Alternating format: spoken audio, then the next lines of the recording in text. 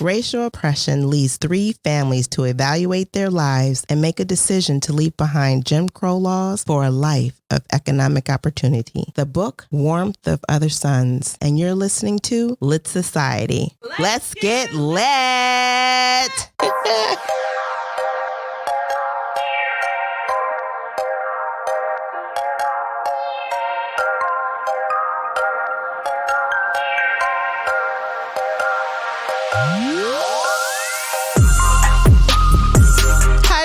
This is Alexis. And this is Kari. And you're listening to Lit Society, a show about books and drama. Yup. So, Kari, how are you doing? I haven't seen you in a while. Right? I'm better. I was a little under the weather.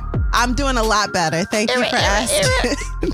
How are you, Alexis? I'm doing well. Good. I had a drama-free week, which is a good and positive thing. Yeah. You know, the last time we were together, we did a live show. We never talked about it. Never talked about it. You guys, Lit Society did our first ever live show. Yeah. Applause, insert applause here. And it was great. I think we did a really good job on it. Yes, it was for a private audience. A company asked us to come in for their employees. Yep. Mm-hmm. And we brought the house down. Yeah, we did that. We did good. But they enjoyed it. I enjoyed it. I've heard a couple of things about it since. Oh, and, wow. It was very positive feedback. So that's a bonus. I'm glad you brought this up. I don't know. You know, we poured so much of ourselves into it the month that we had it scheduled. Yeah. That when it was over, it felt like birthing a baby. Like, let's move on. In real life. Yeah. Can we say that? Never talk about that gestation period ever again. Ooh, that was intense. But we got through it. It was our first time. We were just out there, exposed and open to the world. With people looking at you, just looking. Yes. Sometimes laughing, sometimes not. Ooh, real-time feedback. It's a scary thing. It's real scary, but it's reality. Yeah, and it's prepared us for future live shows. Okay, folks. Yeah, it's going to be great. All right. When we start doing that. On a regular basis. It's going to be a thing. Don't worry about that. Yeah, for sure. So, getting into the show, each week we select a theme to discuss inspired by the book that we're reading. Mm-hmm. And this week's theme is why we left the South. Well, I personally didn't leave the South. Yeah. And neither did my mom. Mm-hmm. But I have generations before me that were in the South. My family base, my grandmother, when I'm speaking, my maternal grandmother, family base is in Jackson, Tennessee. And my grandmother left when she was either 2 or 3. Mm-hmm. So she doesn't talk about the South much. What is she going to talk about? She doesn't even consider it as, a part of her life. She feels like she's always been here, which is true. Mm-hmm. Most of her life she's been in the Midwest. Mm-hmm. So I reached out to my... What year was that, do you think your family left? Yeah, my grandmother left when she was about 2 or 3 years old. So that would have been in like 33, 34. So, 1933? Yep. Mm-hmm. So in the middle of that great migration period we're going to discuss today. Yep, right in the middle of it. And at the end, well, kind of in the middle of the Great Depression. Oh. Mm-hmm. Yeah. So, and from what I understand, she left. No, her mom left to work in Milwaukee for a factory. There were jobs here. And my grandmother's sister, my great-grandmother's sister was already here. So she came to join her. A lot of people left to meet up with family that had already made the journey. Yeah. Mm-hmm. And she would have come by train. Okay. And, in the story, they talk about the train ride to Chicago. In the book we read. Mm-hmm. Yeah. So that was really interesting. She said either train or bus. They're not really sure. Mm-hmm. But when she got here, she did work. She found the job and it was a good job. It was good money. So she had kids? No. When she came... she was single? She came single and... Correction. Mm-hmm. When she came alone. She went back and got my grandmother. Okay. I don't know the time period between So she had one daughter? Yep, she had one daughter. Mm-hmm. No husband?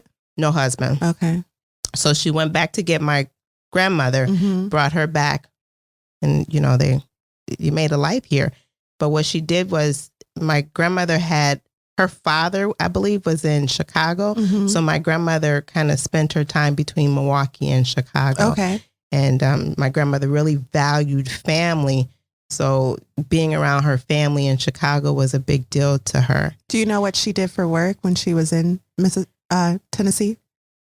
My great grandmother? Yeah. No, that okay. I don't. I feel like she was really young. Oh. Maybe in her early 20s. Okay. But I'm not sure what she did for work. But after the factory job ended, because as I understand it, once the war was over, the jobs went back to the men. Mm-hmm. And so the women went into housework. So she did work for a white family for most of her adult life.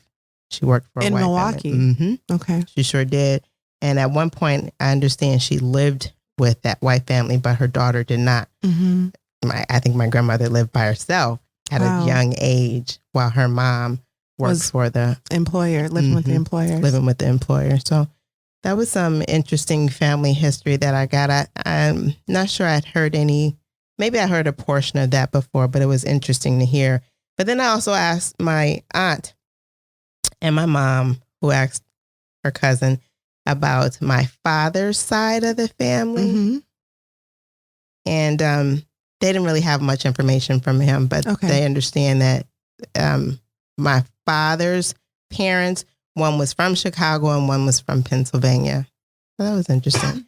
Did you get any information at all about your family? Yeah, Do you know any history about your family? Well, I love the theme this week because it's forced me to pay attention to the stories I've been ignoring my entire life. You've been and like really listening. Aww. Yeah, because, some of the information seems conflicting and, I don't know who Junebug is, which is something that's talked about in this book. Right. Everybody got a Junebug. So many people had the same name that you gave people nicknames to identify them. It's funny because in the book they say you could be at a funeral and they'll be like, so-and-so died, and no one say anything. And they'll be like, and now Junebug is laid to rest. And people be like, that's Junebug in that casket. This is sad. So I thought it'd be best to go to the source, and I decided to call up my mom and see if she remembers anything. Now, she was born at the end of the civil rights movement, so she's past this point of the Great Migration. That's more my grandparents. But I thought she might know something about her parents and about that journey since she was born in the South. Both my parents were born, my mom and dad, in Mississippi and Arkansas, respectively. Oh, really? So, yeah. Mm-hmm. I called up my mom.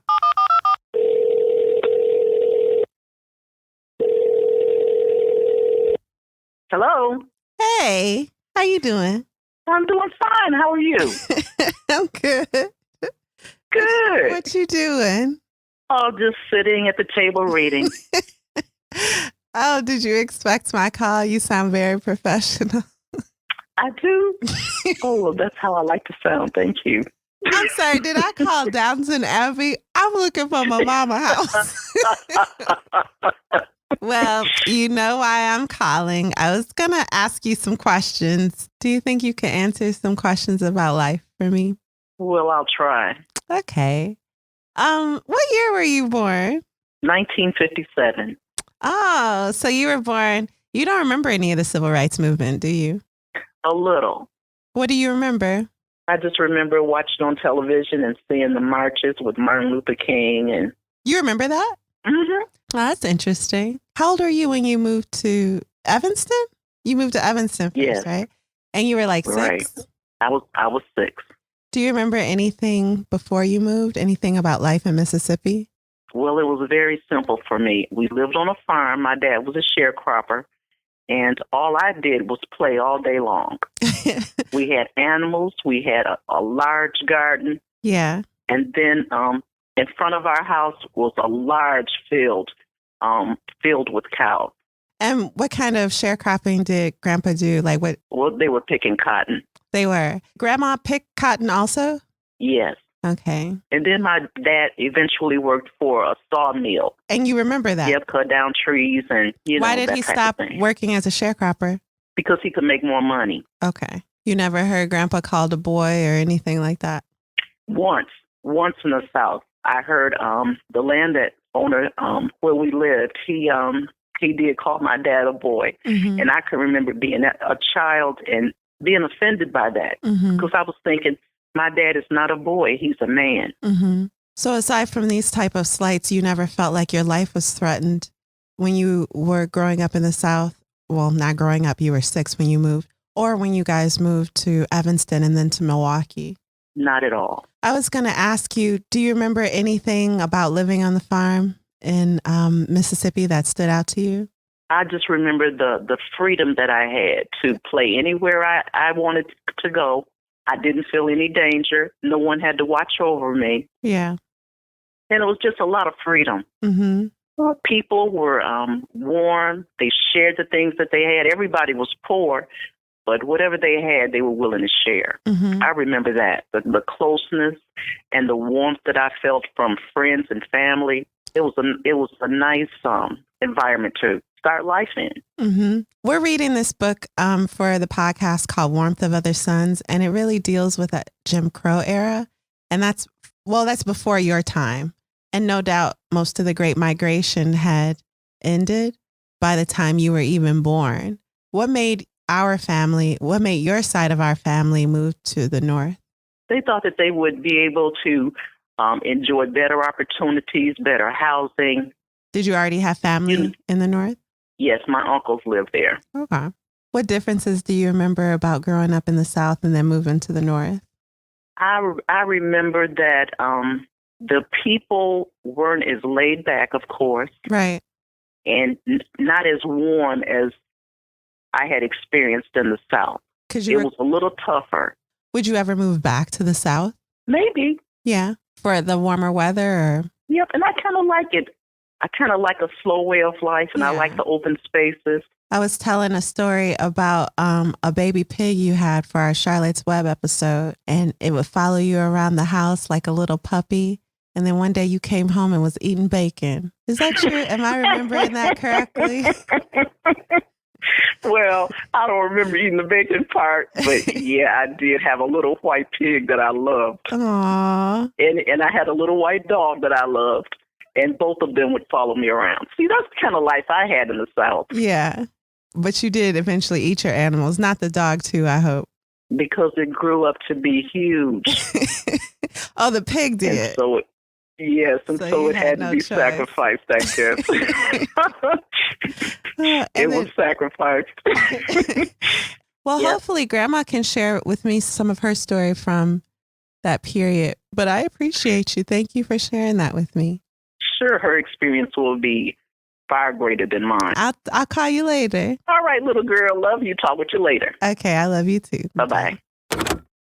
So, yeah, that's my mom. So did you find as a family that you went back to the places where your family was that's from? a good question. So Hickory Flat, Mississippi, where my mother's from, I never remember going there. But Park in Arkansas, where my father's from, we would go there frequently. And I remember my grandma living on what was like a sharecropper's land. I think they were still sharecropping, like decades after Jim Crow and after even the Civil Rights Movement. They were still renting out and working land that belonged to someone else. And they lived in like a 1 or 2 room, like shack. And I remember using the bathroom in the middle of the night in a pot. And I didn't know. In a pot? Yeah, because it was too far from the outhouse to like send a kid. I woke up and had to go to the bathroom. And the outhouse, to me, in my kid mind, was miles and miles and miles away in the dark. It was a darkness like I've never seen. So you can't send a little kid out into the dark at night. 1, because they'll get lost. And 2, because like snakes and stuff. Mm-hmm. So, so I had to go to the bathroom in a pot. Now we're all sleeping in one room divided by blankets. Right? Okay. And this is, so let's say 3, 4, 5 people visiting my grandma. Let's say 5 or 6 people in one room. And I went. How old? But you were a kid. Yeah, I was like maybe 5, okay, 5 or 6. I remember this though, because also peeing in a pot in a room full of people is crazy to a city child. And I'm sure a country child. Sure. I'm sure any child nowadays. But if you're accustomed to those things, It's not shocking. So I'm thinking that the typical American child is no longer accustomed to those things. And so it's very awkward. And then I decided to go past number one because I had to go to the bathroom. So, okay. I mean, what time of night was it? Everybody mad. I didn't know this bucket was for specific functions. There was no sign. There was no, sir. There was no. You're in the bathroom in your embarrassing moment. I feel like people should have directed this city child. No, you pee in this pot. Yeah, so that's what I remember. Wow. So we did not return. I got to say, I asked that my grandmother return a lot. And my understanding was she may be returned once or twice. Okay. It was not a thing. It wasn't a family thing for us. Who was she returning to? There was other family members down there. There were still other family members. There were still other family members down there. Now, my grandmother is the only child to her parents, but there was still other family down there. Okay. And that wasn't a part of our life to go down there and see that side. So I don't know country living in the South. Yeah. I don't know that life at all. So that I found that very interesting. So your family did make those journeys. Yeah. And would you go back today? No, because I don't have I'm not close to anyone in the South anymore. Okay. So even after my grandfather passed and my grandmother moved out of that country working the land atmosphere into a more city, for Parkin, Arkansas, where they're from, more city atmosphere, we would still go visit her. And, I remember sleeping in a bed with 5 cousins and playing outside till way past dark. And that sounds fun. That type of freedom. Yeah. As someone who was born in the 20th century, who wasn't under Jim Crow and was free to be with her family, that was a great time. And people talking to you, strangers coming up to you and starting conversations, that's always been gross to me. Like, please mind your business. Don't wave at me. Put your hand down. Truly a city girl. Yeah. Yeah, truly a city girl. Yeah, I remember those times, and I would not go back now just because I don't have anyone really to go back to. And being married, we each have to take time out the year to see our parents. And my in-laws live in the South, and then my mom lives in Arizona, so I wouldn't even have time to, you know. I and just gonna share this one thing. I happened to move to Georgia when I finished with school, and so my daughter's family is from the South. So I did take her. But are they though? Because they're from like Atlanta. No, they're from Alabama. Oh, are they? Yeah. Look, I think I know something. Yeah, they're from Alabama. So I took her at least every year for at least 5 years. Okay. To see her family in the South. And that was like very interesting because that was really my first introduction to the South. And it was like, I'm a city girl. I enjoy the quiet. This was before cell phones, of course. I mean, that they were a big deal, but it is different down there. So what was different? Just the quietness? The quietness. There no city life because they were really rural. And well, yeah, they were rural. It was just too quiet for me. I need the city noises. It's unnerving, right? Yeah. And so many animals. Yeah. Yeah. Toads and frogs. Did you know that's not the same animal? That's crazy. And the mosquitoes as big as your head. Yeah. Yeah. And she would stay down there for a week to a couple weeks at a time, depending on the time of year. But that's great for a kid. That was an experience. I had to ask her what she thought about that. But that's it. So let's move along. And if you guys have any stories of either growing up in the South or visiting the South as a kid, share those with us because this is a part 1 and part 2. And we'd love to share your feedback. You can email us or DM us. We're at Lit Society Pod on all social media channels. That would be great. Let's take a quick break. Okay.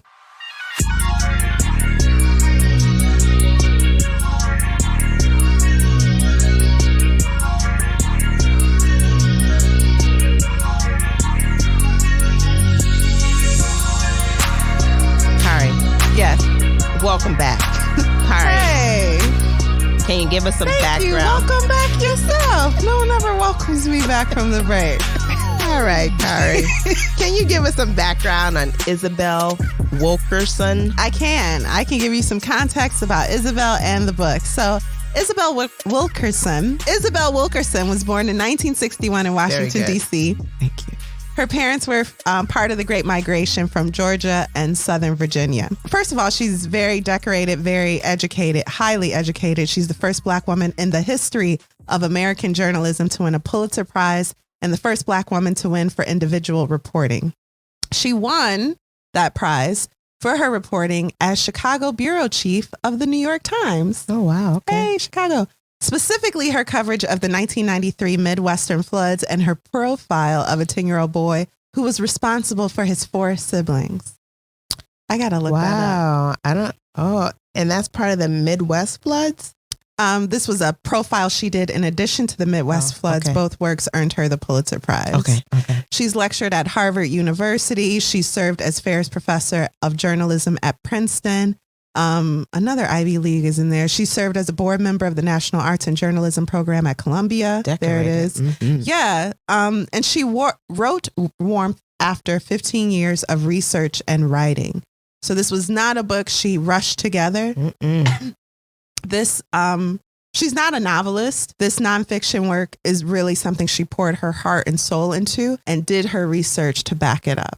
It was written in 2010 and it examines the 3 geographic routes that were commonly used by Blacks leaving the southern states between 1915 and 1970, a time period known as the Great Migration. She interviewed more than 1,000 people who made the migration from the South to the North and also Western cities, like in California. And yeah, that's Isabel Wilkerson. I also wanted to give a little brief American history for those that might not know the journey. Thank you. I think that's an excellent idea. Is that okay? I absolutely do. Yeah, go ahead. Get started on that. Okay. All right. Because some may not even know what Reconstruction is or Jim Crow or even sharecroppers. So. And let me just say this. I thought that was important to highlight too, because I did write down what the definition was of sharecropping because I thought that was important. Me not having these books when I grew up. Yeah. This is helpful to me. Okay, cool. Even if it's helpful to no one else, I value it. So, you know who else could benefit from this? Kanye. So if you're someone who thinks maybe slavery was a choice and when you decided to stop being slaves, then you was free and everything was great.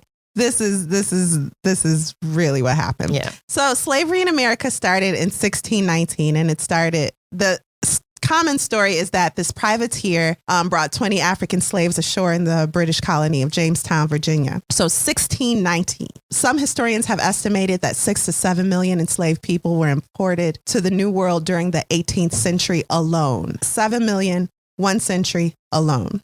The Civil War, it's what's widely accepted as what ended slavery. And that was fought from April 1861 to April 1865.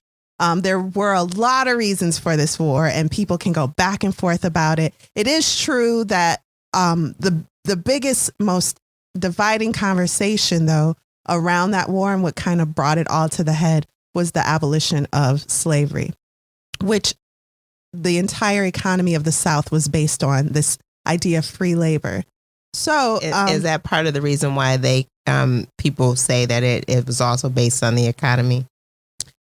So let's break down the Civil War briefly without adding humanity to it. If you want to just talk money, right? Yep. If you want to keep up with the rest of the world, you cannot base your economic survival on a system that the rest of the world has absolved and really, abandoned. Yep. For the sake of not maybe because, it's crazy wrong and violent and disgusting, but also because there's more money in other avenues. Yeah. There's more money in industries are changing and mankind is progressing in a way where if you are stuck on free labor, you actually hinder yourself because you're stuck on this system that's dying. And you're not keeping up with the progress of the rest of the world. So that's really what it is. And any leader is going to want his nation to be progressive. Right. Okay. So, and then also America was expanding west. So this idea of free labor in the South where Southerners didn't need to go west. Right. Because you got free labor in the South. What I'm going to go west for. Also, what I'm going to go north for or east or any other cardinal direction. Because the free labor is here. So abolitionist movement and that Western expansion and all of that we said led to the Civil War, 1861 to 1865. So the North was like, hey, stop that slavery. And the South was like, no. And people died. Okay, so the Reconstruction began. Now, the Reconstruction, if you tell somebody, if I tell you, Alexis, hey, this economy that you've been basing your entire life on, and you wrote Gone with the Wind, and you think it's just great, and asa massa usa, and you don't want to give it up, and I tell you have to give it up, I'm going to have to really make you give it up. You're going to have to make me. Because I see nothing but benefits to it. And that's the Reconstruction I get all the money. You're going to have to fight me. Mm-hmm. And so they did. But then also they put in soldiers and people to really make sure the South behaved. That was the idea of the Reconstruction period. And that's from 1865 to 1877. It's this really turbulent era following the Civil War where Southern states who conceded, is that the right word? Yep. From the nation Mm-hmm. had to be brought back in, forgiven, and then also told what to do. It's real awkward. And the South eventually was like, are y'all done? Because we still gonna do what we want to do. And we'll just call it something else. And also, we got a Klan now. And so we gonna say that we got to protect our interests as white people and protect white supremacy. So we gonna fight anybody, black, white, brown, who gets in our way. Yeah. And the North was eventually like, look, we got industries, we got money to make, and all y'all really doing is wasting our time and our money. And we don't like black people either, but you don't see us putting them in chains and stuff and making them work in the field. Act right. And the South was like, no. And so the North was like, well, forget this. We going to make the money. And so they left. Okay, so now you have generations of Black Americans left over from slavery and a group of white people who are the descendants of those that seceded from the United States, and they are rancorous. They're angry. Their antebellum lifestyle has dissolved, it seems like overnight. And so when the Northerners are pushed out, Reconstruction ends, Jim Crow comes in. This is like a racist jambalaya. So you have Jim Crow, and Jim Crow laws were laws that separated the races by not just black or white, but it also involved a caste system. What I say, jambalaya. So if you were darker, you had maybe less rights in certain atmospheres than if you were a lighter black. And then within whites, how good of a white were you? Were you a good Protestant white? Were you white Anglo-Saxon Protestant? Or were you dabbling in Catholicism? Yeah. And so it was this system to really make everyone fall in line. And sharecropping, a work a lot of Black people can trace their people to after slavery, is a type of farming in which families rent small plots of land from a landowner in return for a portion of their crop. So let's say you're the planter, you're the white man, I'm your sharecropper. I never own land. I just get to work your land and I pay you to get to work it. This type of system keeps me subservient to you. Mm-hmm. And it ensures that my generation, my children never inherit anything, and that my people never become successful within this system. Right. Because you're either left owing or you break even. It's almost like they never have to pay you if they don't feel like it that year. It's not almost like that. You're absolutely right. It's like that. And a good planter, someone that was considered fair, would be someone that broke even. So you don't even pay me. And the pay is annual. So at the end of the year, we have to have a discussion about how much is owed. And you might charge me for things like coffee and tobacco or fertilizer or seed. Right. Whatever you don't want to pay for, you might ask it from me. During the Great Depression, it's interesting. A lot of landowners weren't necessarily rich because the North at this time is making a good the lion's share of the money. And a lot of landowners in their environment are just getting by. A lot of these white people feel like we are just getting by. We're poor too. So during the Depression, the landowner might go without a car, but the sharecropper goes without shoes. He goes without food. Okay, after the abolition of slavery and after the troops from the North were forced out of the South instituted this caste system and ignored even amendments that granted blacks rights, such as suffrage. Yep. Now, this is something I was ignorant about. I had no idea that it was already, roots were already made to ensure the black vote. And the South was just like, no, let's all calm down. It's not going to happen. They don't have a voice here. So politicians began campaigning on platforms that promised violence against Negroes. Lynchings were publicized in papers. Yeah. White people brought their toddlers to watch black people be burned alive. There's one instance, Jesse Washington, who was burned alive in Waco, Texas. 15,000 white men, women, and children gathered to watch him be burnt alive while chanting, burn, burn, burn. That's disgusting. One man brought his toddler claiming, my son can't learn too young. This is a time of insane violence. From 1889 to 1929, someone was lynched or burnt alive every 4 days for alleged crimes such as boasting or trying to act like a white person. So the reason why Jim Crow was so disgusting and so harmful to everyone involved went past, though, this violence and like animalistic. Well, even animals don't treat each other like this. I don't know what to call this besides like demonic. Right. But it also ruined this fragile interdependence that the races had upon each other. So there would be white people who never even touched a black person, never shook a black man's hand, never had to interact with a black person, and vice versa. This created like a feeling of they're the aliens or they're the other in both races. Yeah, sure. And it just, bred more and more racism. So no doubt you can understand why so many people fled this Jim Crow South. And that fleeing is called the Great Migration. What is the Great Migration? This book calls it the greatest underreporting story of the 20th century because over 6 decades, 6 million black settlers left the land of their forefathers in search of peace and in every other corner of the nation. So unlike people from Italy and Ireland who were coming through and maybe passing through New York, these are so-called citizens of America who were migrating within the country because they weren't treated like citizens and they were looking for the rights owed to them as citizens of the United States. And then what kind of ended this need to travel was the Civil Rights Movement. So the Civil Rights Movement was a struggle for social justice that took place mainly between 1950 and 1960s. That's the end of this is where my mom was born. So she remembers them marching on television, but she was a child. So there is a generation of people who remember the abolition of slavery.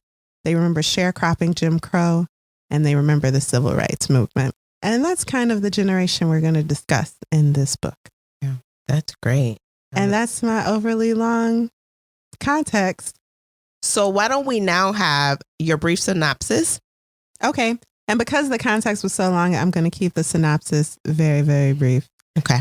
The Warmth of Other Suns is a story of America's Great Migration told through the eyes of 3 strangers.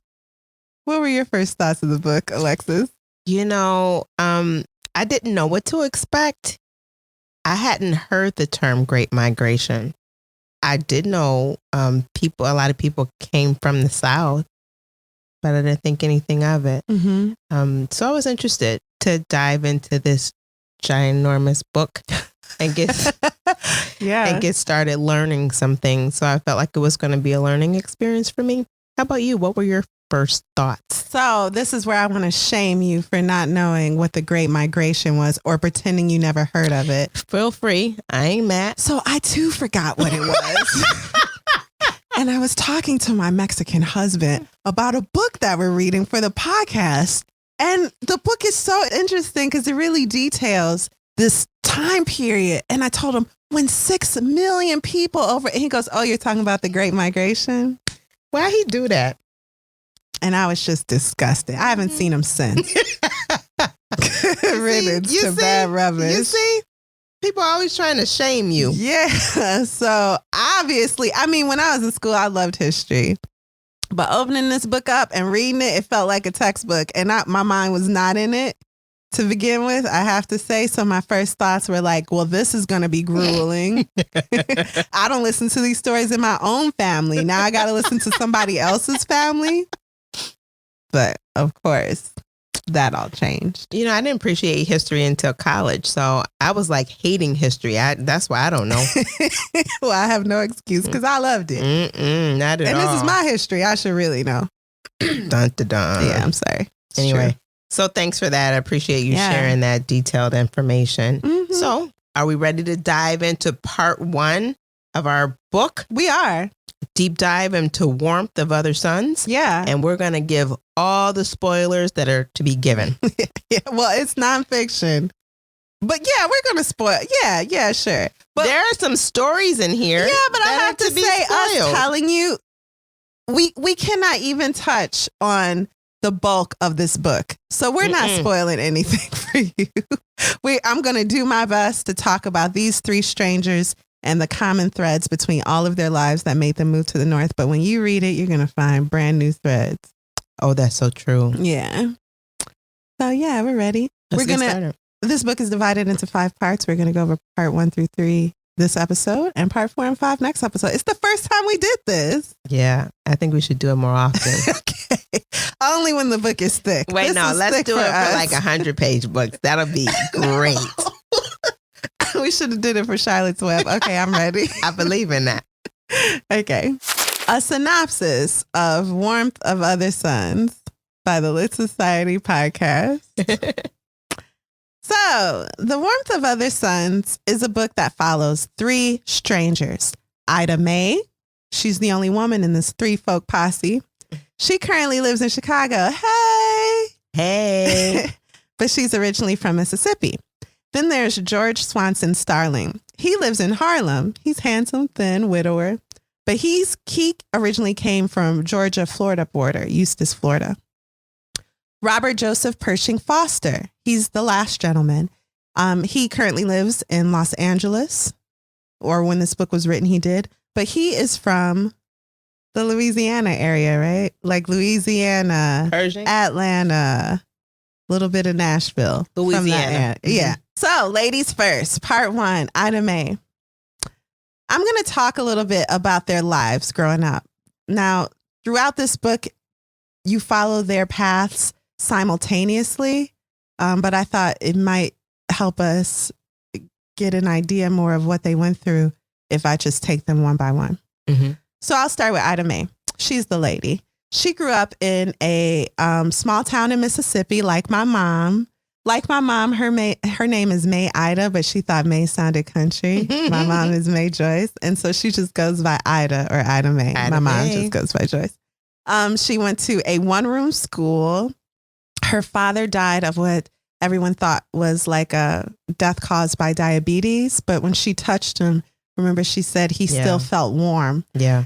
Nowadays, we can guess that he was probably just in a coma when they buried him. Wow, that's crazy. But, no matter what race you were, but especially if you were Black, there was no doctor to really solidify whatever diagnosis you were given. Right. Few doctors made the journey out into where the Negroes lived. Sometimes you would have to meet them halfway, and people didn't really have. Can you believe it? Yeah, the money or situation to be able to do that, especially if they're on their deathbed. Right. So, now Ida Mae shares an anecdote of when she was in school and she misspelled Philadelphia, and her teacher, who had one leg, beat her for it. And she went out to him after class and she said, "You beat me because I don't have a daddy. If I had a daddy, you wouldn't have beat me." Mm-hmm. And he never beat her again. So Ida Mae's a tough cookie is what we're trying to tell you. Ain't she? I don't think she was the youngest, but she was maybe like second youngest, or maybe she was the youngest in a household of girls. Mm-hmm. And when the guys came courting, she was like 15 and they were like in her 20s. Like the second oldest. Oh, is that right? So they were 2 younger than her. And her mom wasn't having it. Her mom thought she was too young to be dating when these guys came around. I agree with her mom. Mm-hmm. But she was married at 16 years old to a very stern young man in his 20s named George. Sticking with Ida Mae, we're going to travel to the year 1929, Mississippi. She's married now. Her and her husband, when she was 16, her husband took her to live in a cabin that rained as much inside as it did out. Ooh. They were sharecroppers picking cotton. Ed Pearson was considered a decent boss. He's the white landowner. He took half of what the black people produced and from their portion charged them for things like fertilizer and seed. So the things he didn't want to pay for. The sharecroppers in those days owed the planters. The planters owed the merchants, and the merchants owed the banks, who were more concerned with their business in the North, where the real money was anyway. Interesting. So that's kind of the system that kept everyone down. Mm-hmm. The sharecroppers would pick cotton from sunup to darkness in 100+ heat. People would hallucinate under the heat and the work. Their backs would give out and their hands would cramp from the repetition. Now, I feel like Ida Mae is letting us know, even at that time, she wasn't about that work. That's what she said. That is what she said. Her knees would give out and she would end up just laying down. Wait, didn't the boss say she don't do no work? Yeah, the planter came up to her husband and was like, that woman you got don't work, do she? It's such First of all, what do you do, Mr. Planter? But anyway. Okay. She couldn't afford dresses made out of the cotton that she picked. Instead, she wore dresses made of burlap flour sacks. During the Depression of 1929, the planter went without a new car, as we said, and the sharecropper went without shoes. That was the situation for her family, even with a good planter or a good boss. Under these situations, you can understand that Ida miscarried. She later had a girl, then another. The second died from a poisoned fruit because she had to leave both children under a tree while she continued to pick cotton, and they got a hold of some fruit, ate it, and one of the children died. Mm-hmm. That stuck with her. She decided never again to leave her children, come what may. Mm-hmm. Even animals don't leave their children, she thought. She then had a boy. He had seizures. So to cure him of it, she threw all his stuff in the fire, like all his clothes. And Daddy had brought him shoes. Yeah, and that was a big deal. That was a big deal. But she was like, oh, well. And you know what? He never had a seizure again. And she felt like that was the remedy. Yep. The awakening. Now is the time when Ida Mae decides she's going to leave the South. We're in 1937 now, Chickasaw County, Mississippi. We didn't really touch on it before, and I'm wondering if I should now. Just the extent and the unexpected absurdity of the violence against Black people at this time. If you were suspected of anything, really anything, the consequences, would be beyond death in some cases. And, just to give us a correct backdrop of what's going on, I am going to travel to Florida briefly. 1934, October, Marianna, Florida. Claude Neal, 23-year-old farmhand, was accused of rape and murder of a 20-year-old white woman named Lola. Claude Neal was arrested, and more than 300 armed men went searching for him. Authorities moved him to avoid the mob. He was finally moved to Alabama. The lynching party went to Alabama, got him, and brought him back to Florida. They stormed the jail and took him back to Marianna. The lynching time was set and publicized. It was set for 6 o'clock so that everyone could be off work and it could be convenient for everyone to come see it. Before the execution, he was taken to the woods and tortured by a committee of 6 men. The committee tortured him for hours. He was castrated and forced to eat the severed body parts. They made him say that he liked it. A bystander threw up. During this ritual, they cut off several body parts and burned him. They raised and lowered his body in hanging until he died. His body never made the lynching. They killed him. His nude body was tied to the back of a car and dragged through town so that men, women, and children could stab him with sticks. Finally, they hung his dismembered body. Families collected parts as souvenirs. Postcards were sold. My goodness. With images of his body and parts of his body. The Florida governor had to call in the National Guard to stop the white mob who were hungry for more blood and more Black bodies. They were going into the Black part of town and burning homes, trying to kill more people. No one was ever charged in Neal's death, of course, or spent a day in prison for it. Right. It was later discovered that Neal and the girl who had known each other, they had lived across the street from each other. They were probably lovers, and her family may have killed her because of the shame that it brought to them. And this is one of the main reasons why some come to this conclusion. is because the summer after Neil was lynched, the girl's father was convicted to 5 years in prison for attempting to murder his niece because he suspected that she or her side of the family were the cause of his daughter's death. This is also the guy that said I was supposed to get first stab at him, essentially. Yeah, so the dad was so angry that he wasn't there for the lynching that he shot the dead body, I think in the head, when they brought it out to town on the back of a car. So, folks want to leave. Why though? Why? Why would you want to leave? Good to us? No, not actually. This is not at all. Yeah. So back to Ida Mae, 1937, Chickasaw County, Mississippi. In the middle of the night, a small mob of men arrived to Ida Mae's home with chains looking for one of her relatives. This is scary. She's at home alone with her children. Her husband is still in town with business. He's driving back late. So she's there by herself with her family. And a group of white men are at her door with chains, including the planter, who is the boss of the sharecroppers. They suspect her relative, who was a nephew, I think, of her husband's, of stealing because a woman nearby, a white woman, had lost like 2 turkeys. Right. 2 turkeys, poultry. Live turkeys. Where they at? This man must have stolen them. This black man, go get them. Do what you will to him. They caught the relative sneaking out of Ida Mae's back door. She didn't even know he was there. No, he was there. She was sleeping. And they took him to the woods, beat him with chains nearly to death. Turns out this quote unquote stolen goods weren't stolen after all. The turkeys was like living their life, and they came back eventually like, good walk. No apology, no nothing. Good walk. Yeah, okay. You know turkeys. I didn't know they was at the club. Okay.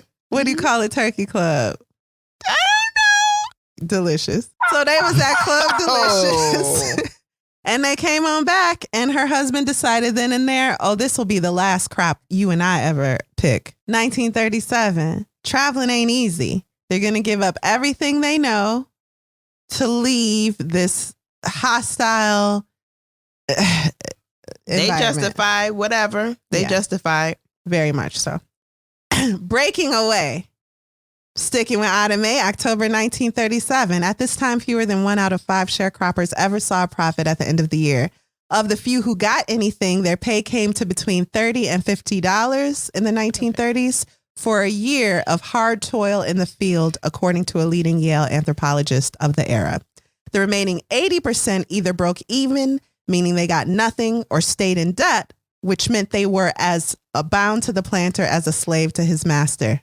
Yeah. So can I just say, I was trying to figure out what the pay scale was from here. Please. And I was seeing things like $474 to $1780 in like 1935, maybe. Okay. So the idea that they were only getting $30 and some nothing at all. So maybe like $1,000 to $2,000 a year, according to our currency today. Right. Okay. They were getting nothing. Some people would work a back-breaking year in the fields, 100+ heat, and not bring home anything. 1 cent but a debt. Yeah. And the idea is that you could at least try to live with the amount given to you. So you couldn't sell anything you had in the market, but you could give it to the white landowner and he could sell it for you in the market. And then maybe you can get food for your family that way. Maybe, whatever. Who has the time to care? Her husband, George, went to settle things with the planter, knowing he could walk away with nothing or worse, a debt. And if he was caught fleeing from that debt, who knows the repercussions, right? Despite that, he went into that meeting giving no indication that he was going to pick up his family and leave for the North.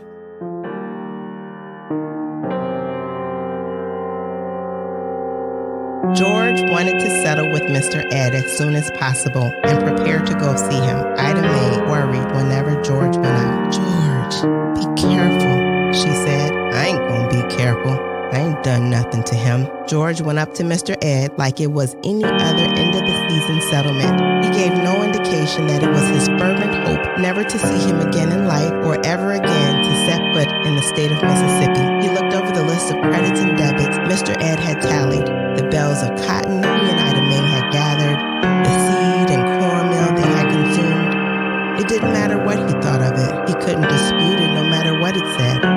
At the bottom of the page was a figure that showed he had a few dollars coming to him for a year's worth of labor. It was not much, but it was more than many sharecroppers got. Fewer than 1 out of 5 sharecroppers ever saw a profit at the end of the year. The remaining 80% either broke even, meaning they got nothing, or stayed in debt, which meant they were as bound to the planter as a slave was to his master. There was no place to appeal.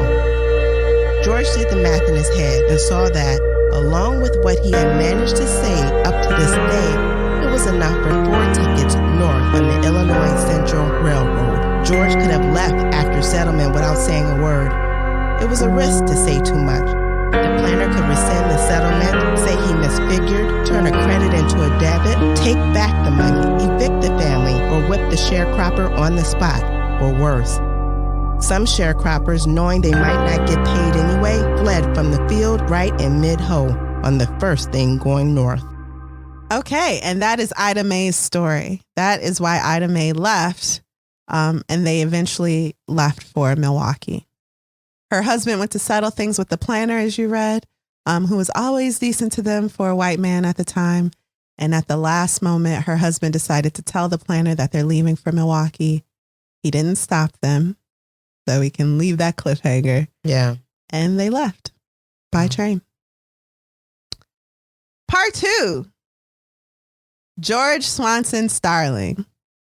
George. George is the one that lives in Harlem. He's handsome, thin widower. He lived in Harlem when this book was written, but she spoke to him in 1996. Right. He came from Georgia-Florida border, Eustis, Florida. He left all he knew because he would have died had he stayed. This is the little, right. Yeah, little tidbit we're given about George at the beginning of the book without knowing what that means. Mm-hmm. You want to know what it means? I'll tell you. Get into it. Yeah. So George Swanson Starling, let's talk about George's family a little bit. His grandfather was a pistol. His grandfather, John, he once killed a planter who beat him with a horsewhip. Lord have mercy. Yeah. So this planter would come into the field and just beat his men relentlessly. Right. And they just killed him one day and then ran away and went to another farm. Also, he once kicked a cat into a fire for rubbing against him. John is he's hard, right? He's not playing. You're not interested in what they talking about. He would wake up his grandchildren by putting cotton in between their toes and lighting it. This man is sadistic, okay? Again, this is George's grandfather. He ain't no joke. He ain't playing. But guess what? He's got a little soft spot in his heart. And guess who it's for? George. It's for George. Mm-hmm. Mm-hmm, mm-hmm. Each year, his grandfather would be cheated by the planter. And the planter would say, "We broke even, boy. You don't owe me nothing. And I don't owe you nothing." And there was one year where George's grandfather, John, stood up and said, "Great. Then that barrel of cotton that I've been hiding, I can go sell that and get some shoes for my kids." And the planter said, "Oh, man, now I got to redo the books." One of George's uncles learned to read and count as a child. And when the planter tried to cheat his mom, the uncle spoke up. The planter had him whipped and threatened his life. The parents had to send the boy away. It was not spoken of again. This is just such a violent time period. And this is where George grew up. All the more reason to leave. While the church people would be worshiping, George and his friends would climb the tree and pick a fruit that was ripe. And one day a man caught him and said, "I'm going to tell your father." Now, this was a serious threat because Black parents, much like today, believed in capital punishment. Yeah, we But unlike today, they had a really great reason. No, I mean, they probably have a reason now. I don't know. Hey, I don't know. I'm just glad I ain't getting beat no more.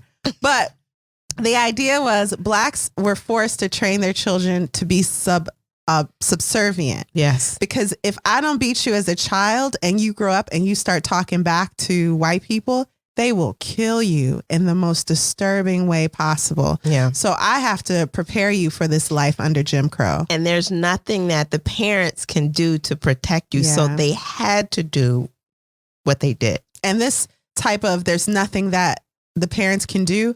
So the parents can't do anything to protect their children from white people.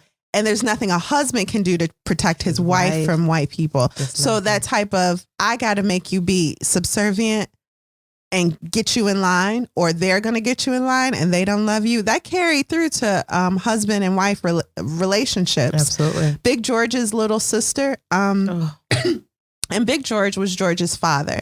She was beautiful. She was married to a jealous man named Sambo. Sambo would threaten her life all the time for what he considered to be flirting. Yeah. And she would laugh because he talked like that all the time and she was fine and she wasn't worried about him. She was not worried. One day Sambo goes to his brother-in-law and goes, hey, I need some bullets to shoot a rabbit. And so he gave it to him and he heard a shot in the forest. And George goes, I think Sambo's got a rabbit. No, Sambo had George's little sister and he shot her with his brother-in-law's own bullets. Right. So amidst all of this, Florida was like another country, as we said before. That Claude O'Neill lynching, that was in Marianna, Florida. Little George, growing up in all this, was book smart and naturally gifted. So he was valedictorian of his vocational school, which only had 6 seniors, but still. And he went to college, but his father pulled him out after 2 years. Because the thing was, no one was going to college. And yes, this boy is gifted. And yes, he has a great brain. But a lot of people felt like they were doing good without college. So you're wasting your money. Yeah. And then also, who do you think you are sending your son to college? A little bit of jealousy there. Mm-hmm. Yeah, you starting to act like white people. Why are you doing that? Yeah. Mm-hmm. So there was a community of people that weren't pursuing education. Or if they did, if they were in college, they would fail at least 1 or 2 classes. George's success was that he didn't fail any classes. Yeah, he was exceptional. He was truly exceptional in his schooling. So he wanted to continue that. Exactly. To get his father back for taking him out of school, he did what any normal person would do. He married a girl his father didn't like. From the other side of the he tracks. went up to her house and said, hey, come on. And she said, okay, where are we going? Hey, just get in the car, okay? He took her to the courthouse and he got married. Mm-hmm. And check, let's keep it a secret. She wore what she was wearing and he wore whatever he had on. And let's keep it a secret. Exactly. With a new wife, 1939 now, Eustis, Florida, he was forced to pick citrus like the men he was more educated than. So he would look down on those. Instead of picking cotton, the thing in Eustis, Florida was to pick citrus. And he would look down on those not really sharecroppers. They were just pickers. Right. The work was hard and it was dangerous. It was life-threatening, even at the time. So, of course, workers were cheated out of their wages. Yeah. Eventually, the Depression came and Black work became invaluable because there wasn't nobody else to work it. George Swanson, 1941, Eustis, Florida. Pearl Harbor hits. December 7th, 1941, the U.S. was joining the war. A factory that made cars in Detroit was making planes for the effort. And George was like, well, I'm sick of picking citrus, so I'm going to go up to Detroit and make me some dollars with this plane manufacturer. Right, get some money. But Sunday, June 20th, 1943, a fight broke out between several hundred white and Black men, both angered because of alleged violence against their women. So what you do to Black women, what you do to white women, let's fight. In Detroit. Mm-hmm. Both rumors were proven untrue, but that didn't matter at the time. It was time to fight. So one of the worst riots ever seen in the U.S. history, this is called, in U.S. history. It marked a turning point in American race relations. Black people fought back as earnestly as whites. Blacks looted businesses they perceived as exploiting them, white businesses. And it went on for almost a week. 34 people died. The municipal hospital admitted riot victims at the rate of 1 per minute. Oh. So eventually George is like, oh, it's crazy in the North. I'm out of here. Yeah. So he went back to the South, but he went back having seen what it's like, even in this mob mentality, having seen what life can be like with the veil of Jim Crow lifted, and he wasn't going back. Yeah. He was like, he went back to the South and he was like, hey, the tree owners are cheating us of our wages. We're going to negotiate. Basically, he was forming a union. Right. And George was living, when he was in Detroit, his experience was equality with these white men. Yeah, he could talk to them man to man. Yeah. And that was like newfound. That was a feeling. Mm-hmm. How could you want to change that? Go back to something that treats you like garbage. Massa. Right. And the thing is, you didn't have to just be respectful. I think you and I understand the need to be respectful to people in authority to a point. But in the South under Jim Crow, you had to be subservient. This is a massa, and never speaking. If you were more educated and could speak better than the white person you were speaking to, having to dumb yourself down so that they felt as tall as they needed to feel. Right. And he was done with that. He walked differently now. He spoke differently. He'd been in an environment where he could be himself, where he could be a man, and there was no going back. So like we said, he began negotiating wages for the pickers, with the white man basically forming a union. And this behavior scared both black pickers and angered white landowners. A lynching was being organized behind his back. Right. He caught wind of it and left the South. Let's move on. Lastly, Robert Joseph Pershing Foster. 1996, Los Angeles, an accomplished man, once an Army captain and surgeon, now a gambler. But he's not a gambler like he penniless. He just gamble like because it's like something. He's like Charles Barkley without like the controversy. It's something to do. He's the color of strong coffee with waves in his hair. He came from Monroe, Louisiana, and his name, Robert Joseph Pershing Foster, is Pershing. He goes by Pershing. Pershing. His father... I like it. His parents were both learned people. His father was the principal of a local colored high school, paid only slightly better than the servants in town, but still principal of a colored high school. And his mom was a teacher. Both were college graduates. Yeah. That's huge, especially for that time. They were making 43% of what white educators made at that time. And this was published in the papers for all to see. Yeah. So the idea was, we're going to step on your necks and let you know we're doing it. Mm-hmm. So the disparities between wealth amongst the races were solidified, not just in payroll, but for example, when a fire broke out at the colored school's basement, the white citizens refused to pay for even a new desk. The colored parents, already strapped for cash, had to pay for it. Whites didn't see education's place in the God-given role of servitude of black people to white people anyway. Yeah, they didn't see any need for a Negro to be educated. Mm-hmm. It was a waste. Right. It wasn't worth any money. So they weren't going to contribute to the rebuilding of the school. What for? Right.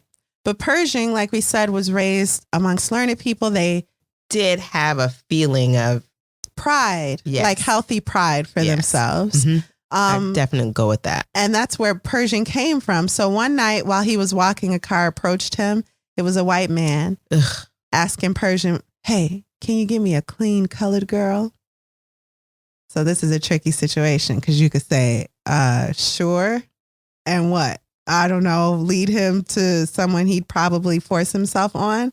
You could say no and risk a lynching. This is what Pershing chose to do. He said, "Listen, I tell you what, you get your mama for me and I'll go get you one." and then he ran. He figured he knew the area better than this white man. And the white man ain't get away. And the white man never caught him. And the white man ain't coming for him. Caught him. Mm-hmm. So that's Pershing. Following Pershing, still within Monroe, Louisiana, let's go to 1935. And his view of his futures changed when he went to Morehouse. Surrounded by black people who were etching their own identity in the world, professionals, doctors, and lawyers with money and big homes, like black society. Yeah. The upper echelon of black society. They were in a community separated from everybody else and everything else was going on in the world. And he vowed then to never return to any Jim Crow backwoods town, as he put it. He began dating the daughter of Rufus Clement, president of Atlanta University, which was grad school for Morehouse and Spelman. Rufus Clement was a man who worked himself from bellhop to head of the most prestigious black university in the South. He was also famous for a fight he had with W.E.B. Du Bois. Ain't that cool? Who was you fighting with, Daddy? Oh, W.E.B. Du Bois. Right. And he got him kicked out, kind of? Yeah, he or did. Made it out the university. Mm-hmm. No, he did. Yeah, it actually isn't seen as that cool, I guess, in the history. No. But yeah, so now in his heart, Pershing wants to work in show business in California because I'm cute. Star. People like looking at me and I like being looked at. He want to be a star. But things were expected of him, so he becomes a doctor. 1941, Atlanta. He was completely in the bourgeois world of his girlfriend's father, who rubbed elbows with the likes of Eisenhower and the Rockefellers. They were colored royalty in the South. He was married on the anniversary of his soon-to-be in-laws' wedding. It was grand and beautiful. Yeah. Afterwards, Alice went to Juilliard to study music for a year. Listen, these were accomplished Black people. Can we say accomplished? Okay. Juilliard for years, study music. Mm-hmm. And he went to Nashville for graduate studies in medicine. When Alice returned from her school, it was decided that she stay with her parents, who had a tight grip on her life and vicariously his life. Yeah. I mean, they was married on his in-laws' anniversary. Yeah, so, you know. Yeah. But she stayed with her parents. It only made sense while he finished schooling. It made sense, right? And she visited when possible. And also managed to get pregnant twice. Twice, 2-timers. Them visits were eventful. She bore 2 little girls. Aww. Pershing saw his brother become a backwoods colored surgeon in the South, not being able to follow his patients into the operating room, into the hospitals. And Pershing didn't want that life. So he joined the war effort, Korean War. He was based in Austria. We should also say that there was a moment when he tasted that life, when he decided to do some calls with his brother. Yep. And there was a woman, remember, who was in the middle of birth. Oh, yeah. Lessons learned. And he had, all of his book knowledge, and he went to help with the birth. He was the doctor in charge of it. And he was fiddling around and poking stuff. And she said, move. She knew he would know what he's doing. She came off the table, squatted down and said, okay, catch it. And the baby came on up out of her and he caught it. And but he learned some lessons from that. That taught him that no amount of education can replace what a woman knows of her own body. You need to listen to the patient, So Beautiful. That followed him. So he's based in Austria. This was the first time he's based in Austria. This is the first time he's seen life beyond Jim Crow. And he's respected here for his skill as a doctor and treated with respect by both Black and white men. But as Southern commanding officers arrive, Pershing is thrust back into that caste system all the way in Europe. Can you believe it? No, he's forced out of his own labor rooms, out of surgeries. There is one moment, though, when a patient has stopped pushing. And the doctor doesn't know what to do. And so he asks all the other doctors for advice. And then finally he makes his way to Pershing like, hey, Negro doctor, what you think? Right. And Pershing's like, her uterus is tired. Do a glucose drip and she'll be able to push again. Well, this worked. He saved that white woman from a C-section at the hands of the doctor. The mom later kisses him in front of everyone at a dinner party. Shocking. Like, you saved me from a C-section. I'm going to kiss you, Black man. Mm-hmm. And then people kind of eased up a little bit. Just a little bit. And got used to the idea of a Black doctor. Insert eye roll here. I know.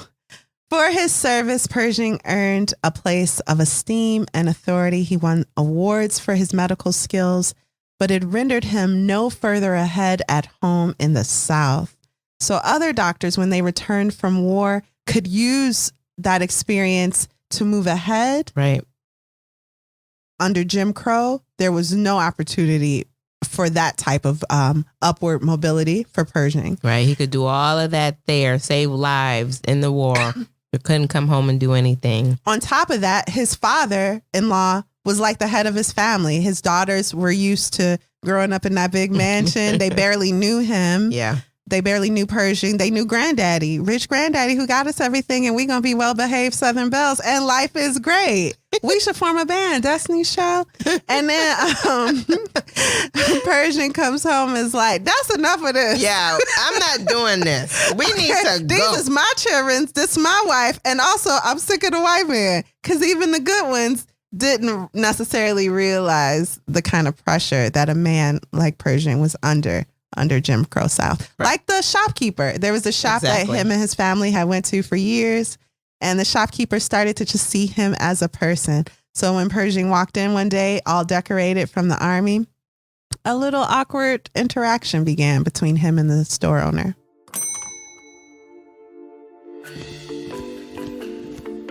Pershing was grown up now. He was in uniform with his captain's bars and medical caduceus. The storekeeper noticed and asked what he was going to do when he got out of the army. "Well, I'm going to go into practice, private practice," Pershing said. "Are you going to come here with your brother?" "No, I'm going to California and start my practice there when I get out of Fort Polk, and this is what I plan to do." "What's wrong with St. Francis?" Pershing shook his head. The man had lived there since before Pershing was born, and a central fact of colored people's existence hadn't registered after all these years. "You know that colored surgeons can't operate at St. Francis, Mr. Mesa?" The man looked startled and caught himself. White-only and colored-only signs were all over town, but the storekeeper had not thought about how segregation applied to the hospital. The storekeeper had watched Pershing grow up into an upstanding young man and had known the Fosters for years. For a split second, the storekeeper seemed to see Pershing as no different than any other bright young physician. But Pershing's words brought him back to reality. The rest of the white world did not see Pershing the way the storekeeper did, and that gave the storekeeper an uncomfortable glimpse of the burdens on one of his best customers. There was a moment of awkwardness between the two men, and as the realization hit the storekeeper, the truth hit Pershing too. He stepped outside himself and considered the absurdity that he was doing surgery for the United States Army and couldn't operate in his own hometown. The man tried to recover, offer advice and encouragement. "Well, why don't you build a hospital, you and your brother?" "Mr. Mesa, do you realize that we are doctors and not businessmen? The cost of building a hospital and operating one would be astronomical." There was very little to say after that. Even the storekeeper could see the impossibility of the situation. He wished Pershing well in whatever he did, and Pershing went on his way. Mr. Mesa had meant well. Still, it made no sense to Pershing that one set of people could be in a cage and the other people outside couldn't see the bars. So Pershing decides to take his family to Florida. As we can see, during this time, America is changing. First, the South seemed proud to let the blacks go. They would say, "Great, as the North gets blacker, the South gets whiter." But then reality hit, and a humbling ensued where they realized that without the blacks, there was no workforce. What would they do? A question was posed in a South Carolina newspaper. If you knew you could be lynched by mistake, would you remain in South Carolina? Finally, white people are having to really look at Jim Crow for what it was and ask themselves, would I stay? Put yourselves in a black person's shoes. Can you do that? If you want to keep your workforce that you pay in pennies. But there was actually a point in here where they were fighting to keep the people there. I mean, literally fighting and killing them, right? So people leaving the South were treated like fugitives. Yeah. And a fugitive can be prosecuted, absolutely made an example of. Right. Local authorities tried to cut off information about the North from reaching the South. The biggest paper spreading that information was the Chicago Defender. It was confiscated.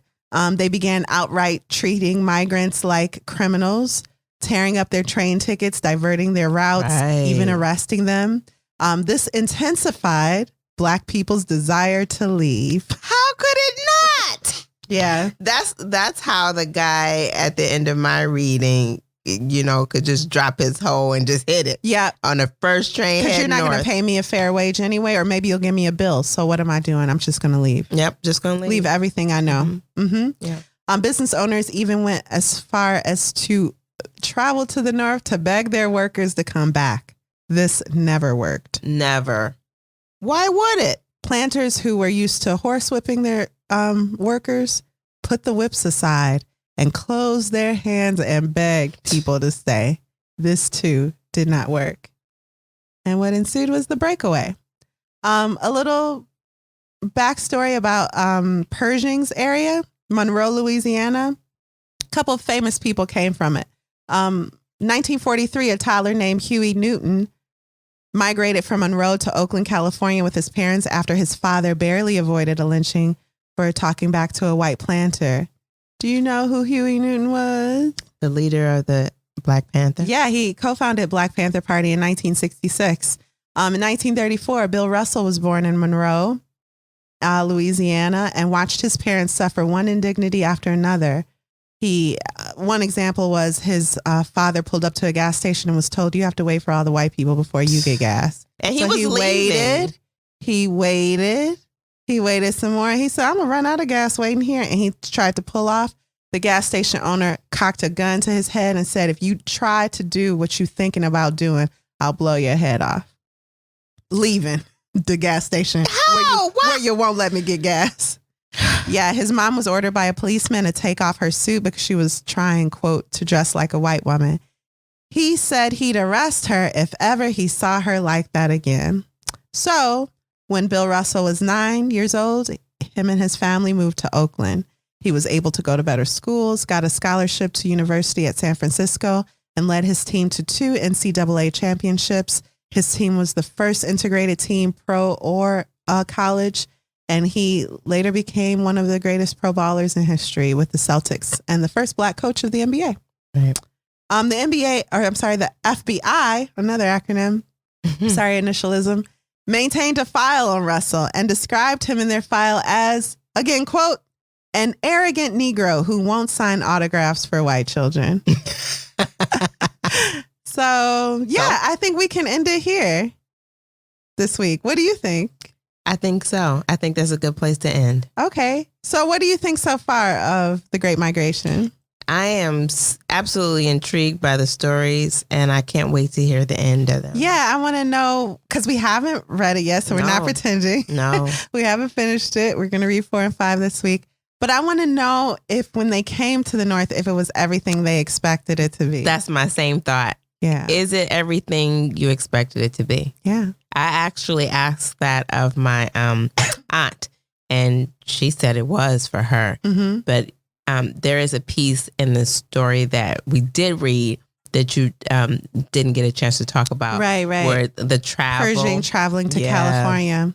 Maybe I'll tack that on to next week. So it kind of goes with that, I think. Yeah, I think that would be good. But that would be interesting. Okay, great, friend. Okay, so what we're reading next week, we already know. Part 2 of The Great Migration. That's right. I'm sorry, The Warmth of Other Suns.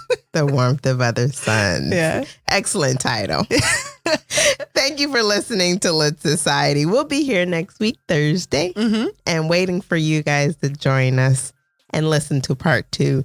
Lit Society is brought to you by Alexis Honoria and Kari Herrera. That's me. Support the cause by leaving a 5-star review for our show on Apple Podcasts. That thing. Along with a comment of why you absolutely love us. Hey, but did you guys hear that? Stop what you're doing. Go to Apple Podcasts. Leave a 5-star review. 5-star review. We're begging you. We begging you like one of them planters begging they sharecroppers not to leave north. But this doesn't come with violence. There's no violence, okay? Not that kind of. But we are respect begging. you before we lose you. That's that's right. The difference with us. Please, please. Also, we Black. Go ahead. So if you enjoyed what you heard, tell a friend about Lit Society. You know you enjoyed it. Text your mama. Say, oh, mama, how was it like for our family? And we do stories you've been ignoring. We do want to hear them stories. Hopefully you weren't ignoring them and you could just type them right up. Yeah. But, share them stories. We would love to hear them. For sure. Visit LitSocietyPod.com for show notes for this week's book list and to sign up for our amazing email newsletter. And until next time, read something.